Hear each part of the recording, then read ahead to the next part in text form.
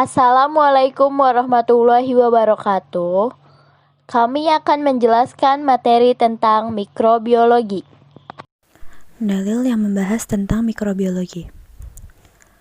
Wa ma takunu fi sya'nin wa ma tatlu minhu min Qur'anin wa la ta'maluna min 'amalin illa kunna 'alaikum syuhudan id tufiduna fihi wa ma ya'zubu ar-rabbika min misqali dzarratin fil ardi wala fis samai wala asghara min dzalika wala akbara illa fi kitabim mubin. Artinya, dan tidaklah engkau Muhammad berada dalam suatu urusan dan tidak membaca suatu ayat Al-Quran serta tidak pula kamu melakukan suatu pekerjaan, melainkan kami menjadi saksi atasmu ketika kamu melakukannya. Tidak lengah sedikit pun dari pengetahuan Tuhanmu biarpun sebesar zarrah, baik di bumi maupun di langit. Tidak ada sesuatu yang lebih kecil dan yang lebih besar daripada itu, melainkan semua tercatat dalam kitab yang nyata, yaitu Lauh Mahfuz. Mikrobiologi merupakan ilmu biologi yang mempelajari tentang mikroorganisme. Berikut ini merupakan keuntungan dan kerugian dari mikrobiologi.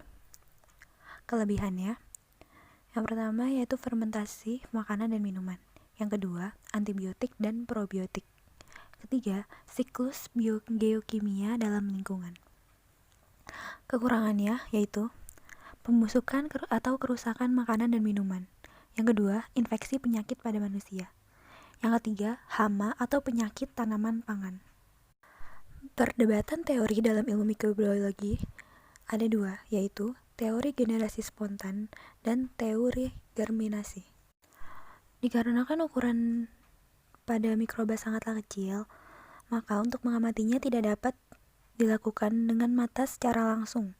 Oleh karena itu dibutuhkan alat untuk mengamatinya yang dikenal dengan sebut mikroskop. Anthony van Leeuwenhoek pada tahun 1632 hingga 1723 mengkonstruksi mikroskop, yaitu orang pertama yang mengamati dan mendeskripsikan mikroorganisme secara akurat. Lalu mikroskop sederhana dengan 70-250 kali magnifikasi di tahun 1684. Teori asal-usul mikroba atau kehidupan. Teori pertama, teori generasi spontan. Kehidupan timbul dengan sendirinya dari sari bahan-bahan mati atau materi abiotik. Teori abiogenesis. Teori kedua, teori germinasi. Kehidupan timbul dari pertumbuhan atau kontaminasi mikroorganisme mengkontaminasi materi atau bahan. Teori omne vivum ex evo, omne ovum ex vivo. Yang A, Aristoteles kurang 400 sebelum Masehi. Yang B, Francisco Redi 1668 menyanggah teori generasi spontan. Yang C, John Needham 1745 mendukung teori generasi spontan. Yang D, Lazzaro Spallanzani 1768 menyanggah. Yang E, Franz Schulz 1836. Yang F, Theodor Schwann 1836. Yang G, Louis Pasteur 1861 mematahkan teori generasi spontan, awal mula teori germinasi. Yang H, John Tyndall 1876 mendukung teori germinasi. Perkembangan mikrobiologi pasca teori germinasi. Yang pertama itu Oliver Wendell Holmes 1834. Pengamatan demam pasca melahirkan Streptococcus. Yang kedua Ignaz Semmelweis 1841. Pengamatan beberapa kejadian berbeda akan puerperal fever di bangsal rumah sakit, mewajibkan mencuci tangan dengan larutan jeruk nipis terklorinasi. Joseph Lister 1867 mengumumkan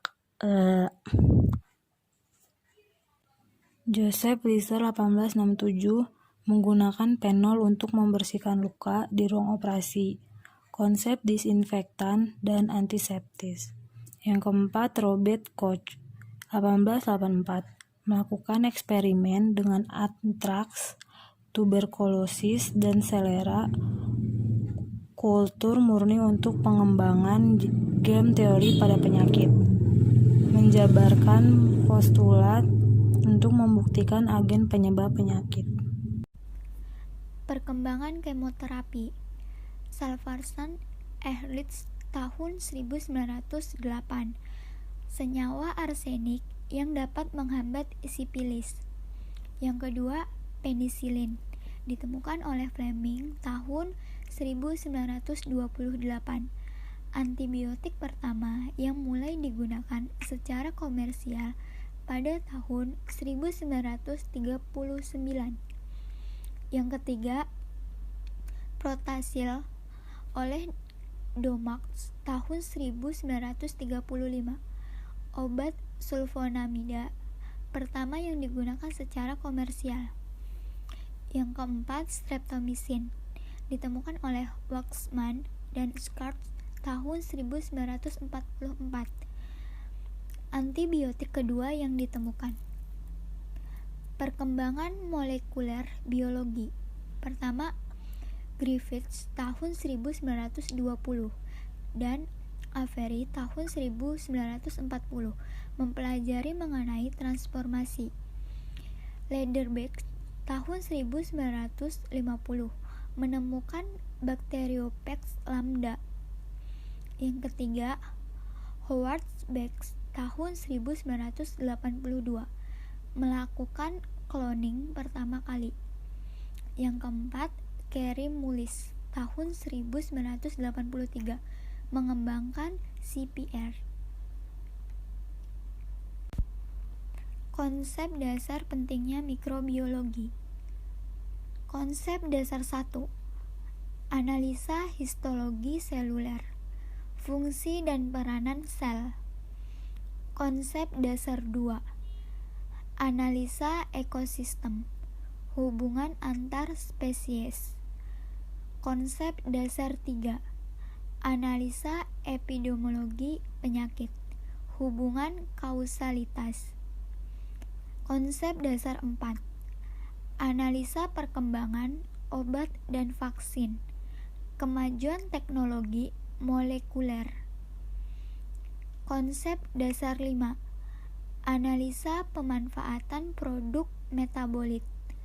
Produk metabolit sekunder. Habitat, air, tanah, dan udara. Masalah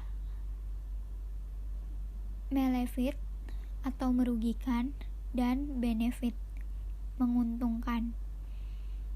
Peranan mikroba. Peranan positif produsen bahan obat, pangan, medis, dan bioremediasi. Peranan negatif penyebab kerusakan dan menyebabkan penyakit atau patogen. Produk pangan hasil fermentasi.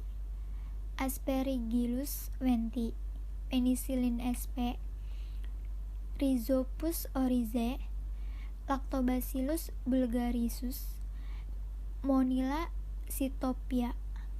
Sel merupakan unit struktural dan fungsional setiap makhluk hidup. Teori sel yang pertama dari Matthias Keleiden. Semua tumbuhan memiliki sel. Yang kedua dari Theodor Schwann. Semua hewan memiliki sel. Yang ketiga dari Rudolf Virchow.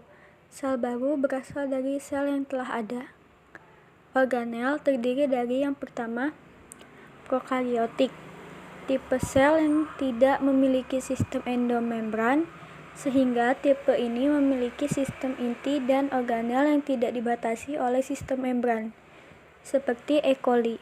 Yang kedua ada eukaryotik, tipe sel yang memiliki sistem endomembran, memiliki inti yang sangat jelas karena dibatasi oleh sistem membran, memiliki beberapa organel dengan masing-masing fungsi. Eukaryotik terbagi menjadi dua, yaitu uniseluler dan multiseluler. Contoh multiseluler pada tumbuhan dan hewan. Selanjutnya, ciri-ciri sel prokariot dan eukariot. Prokariot tidak memiliki nukleus tetapi nukleoid. Tidak memiliki organel yang bermembran kecuali ribosom. Materi genetik DNA berbentuk sirkular, bersifat uniseluler, memiliki ukuran 0,1 hingga 10 mikrometer. Bentuk hidupnya bersel tunggal, berfilamen, dan berkoloni. Sedangkan eukariotik memiliki nukleus atau inti sel, memiliki organel yang membran, DNA berbentuk linear, bersifat uniseluler dan multiseluler, ukuran 10 hingga 100 mikrometer. Bentuk hidupnya bersel tunggal yang terspesialisasi, bekerja sama dalam suatu jaringan. Struktur prokariot dan eukariot. Yang pertama ada prokariot. Strukturnya terdiri dari kapsul, polisakarida, dinding sel, ribosom, sitoplasma, vili, dan materi genetik sirkular. Selanjutnya, struktur eukariot. Yang pertama, dinding sel. Yang kedua, sitoplasma. Yang ketiga, ribosom. Yang keempat, nukleus dan nukleolus. Yang kelima, membran sel. Yang keenam, organel. Dan di organel ada retikulum endoplasma, badan Golgi, sentriol atau hewan, mitokondria, kloroplas, vakuola, dan sitoskeleton. Lalu sistem 3 domain merupakan sistem yang mengklarifikasi suatu spesies berdasarkan karakteristik dan RNA ribosomnya.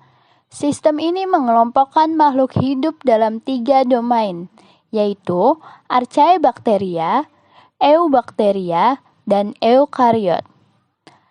Yang pertama kita bahas adalah Archaebacteria. Archaebacteria adalah kelompok prokariotik yang dinding selnya tidak mengandung peptidoglika. Membran plasmanya mengandung lipid yang merupakan berbentuk primitif, berbentuk uniseluler. Tidak berpengaruh pada antibiotik, membran lipid ini mengandung ether. Kromosomnya berupa DNA sirkular terasosiasi dengan histon. Hidupnya di lingkungan ekstrim. Reproduksinya pembelahan biner. Yang kedua, Eubacteria. Eubacteria ini berbentuk uniseluler. Dinding selnya mengandung peptidoglika yang memiliki pengaruh pada antibiotik. Membran lipidnya ini mengandung ikatan ester. Kromosomnya berupa DNA sirkular. Beberapa dapat berbentuk endospora. Bakteri sejati memiliki bentuk seperti bola, kokus, batangnya basil dan spiral. Lalu yang ketiga, eukariot, yang memiliki nukleus atau inti sel, memiliki organel yang bermembran, DNA-nya adalah linier, bersifat uniseluler dan multiseluler. Berbentuk hidupnya itu bersel tunggal yang terspesialisasi dan bekerja sama dalam suatu jaringan. Tipe bakteri berdasarkan letak flagelnya. Yang pertama itu ada atrik, tidak mempunyai flagel, dan monotrik, memiliki flagel pada salah satu sisinya. Lalu ampitrik itu memiliki flagel pada seluruh permukaannya. Sedangkan lavotrik memiliki beberapa flagel pada salah satu sisinya. Peranan bakteri positif. Lactobacillus casei, yaitu membantu proses pembuatan keju. Ada Acetobacter xylinum, itu membantu proses pembuatan nata de coco. Ada Clostridium acetobutylisum, itu penghasilan asam butirat. Lalu ada Brevibacillus brevis, itu penghasil antibiotik gramicidin dan tirosidin. Lalu peranan bakteri negatifnya, Mycobacterium tuberculosis itu penyebab TBC. Ada Vibrio cholera itu penyebab kolera. Ada Yersinia pestis itu penyebab pes. Ada Shigella dysenteriae itu penyebab disentir. Demikian dari kelompok kami. Bila ada kesalahan kata yang kami ucapkan, mohon dimaafkan. Wassalamualaikum warahmatullahi wabarakatuh.